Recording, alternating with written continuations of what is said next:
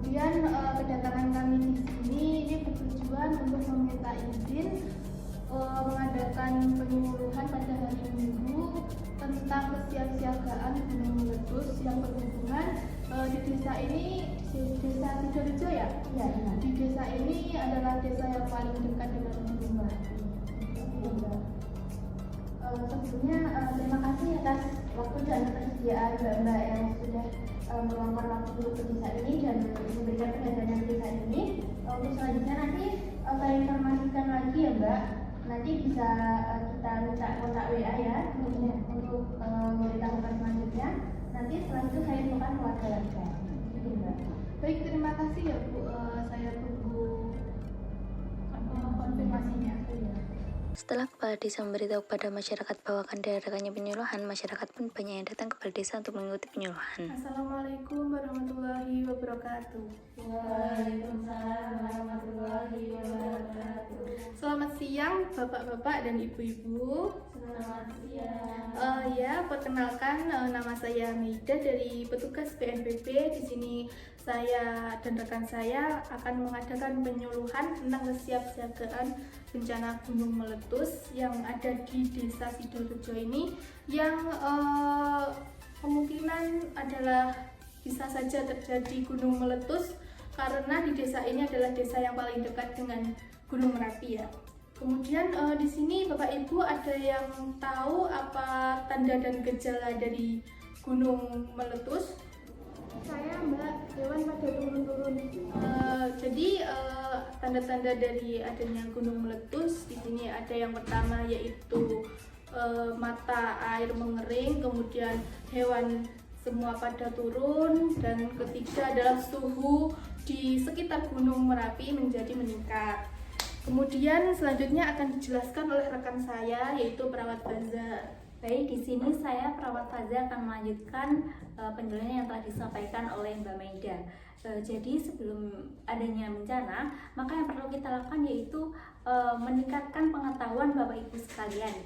Seperti yang kita lakukan pada hari ini yaitu melakukan penyuluhan mengenai kesiapsiagaan bencana gunung meletus. Dan selanjutnya saat terjadi bencana yang harus kita lakukan yaitu kita harus lari ke tempat-tempat yang lebih aman dan juga mengikuti instruksi dari petugas-petugas keamanan, dan kita tidak boleh membawa barang-barang yang tidak kita perlukan saat terjadi bencana. Dan yang terakhir yaitu pemulihan pasca bencana. Biasanya pada pemulihan pasca bencana ini bertujuan untuk mengurangi stres dan juga trauma pada korban bencana yang biasanya dilakukan oleh petugas seperti perawat dan juga dibantu oleh Timsar dan juga BNPB. Jadi kita sebagai warga tidak boleh gegabah ya? Iya betul Bu, jadi saat bencana gunung meletus kita tidak boleh gegabah ya, kita harus mengikuti arahan dari tim SAR maupun petugas BNPB. Beberapa hari setelah penyuluhan, status Gunung Merapi meningkat dan tanda-tanda gunung meletus sudah mulai bermunculan, sehingga warga mulai diungsikan ke tempat yang aman. Bapak Ibu semuanya sudah berkumpul, segera cari tempat yang aman. Di sini sudah tidak aman lagi ya, segera ikuti tim evakuasi ya semuanya.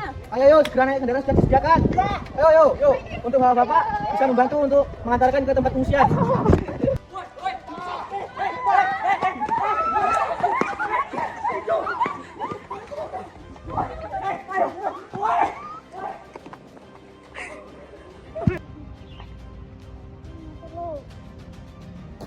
Bu, ngapain di sini, Bu?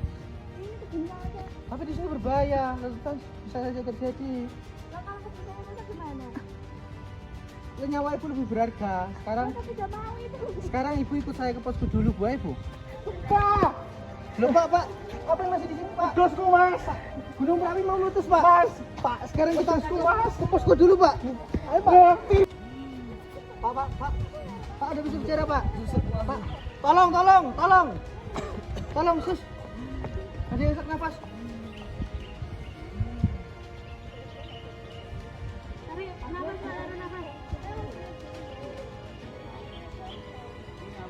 Sus, di sana ada yang tertimpa, sus. Iya, segera bawa ke posko. Tolong, ada korban kerendahan.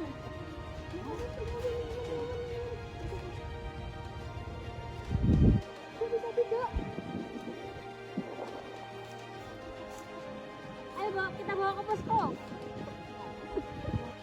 pengungsian banyak masyarakat yang terlihat tertekan akan kejadian gunung meletus. Kepala desa berdiskusi dengan perawat dan tim SAR tentang bagaimana cara menurunkan kecemasan.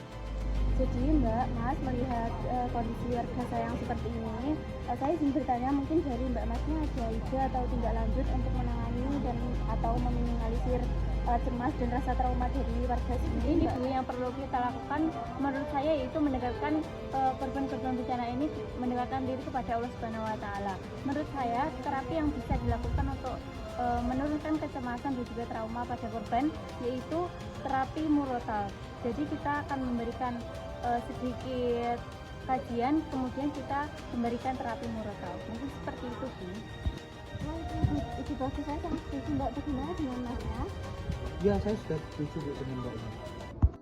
Setelah semua warga selesai diberikan pengobatan dan warga telah dikumpulkan, kemudian tim kesehatan yang telah dibentuk mengadakan pemberian terapi di pengungsian. Baik, sebelumnya Assalamualaikum warahmatullahi wabarakatuh. Bagaimana kabarnya Bapak Ibu sekalian?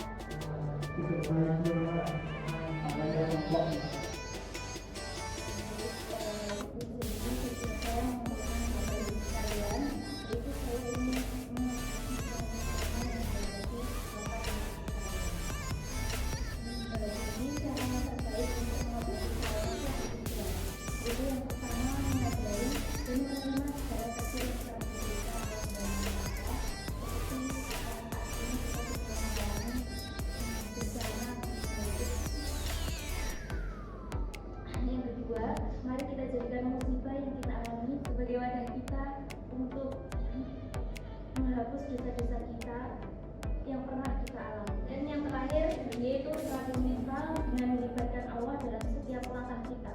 Mari kita berzikir sepanjang waktu dan juga bisa menerapkan murotal. Mari kita menerapkan murotal bersama.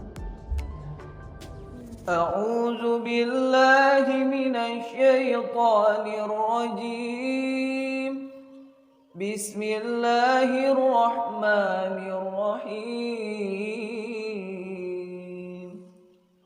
الرحمن علم القرآن خلق الإنسان علمه البيان الشمس والقمر بحسبان والنجم والشجر يسجدان والسماء رفعها ووضع الميزان ألا تطغوا في الميزان وأقيموا الوزن بالقسط ولا تخسروا الميزان.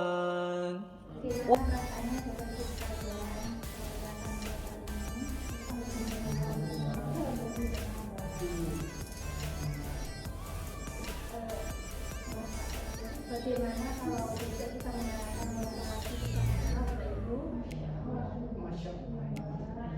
Baik, mungkin cukup sekian hari ini. Besok kita lanjutkan lagi ya Bapak Ibu. Terima kasih atas waktunya. Wassalamualaikum.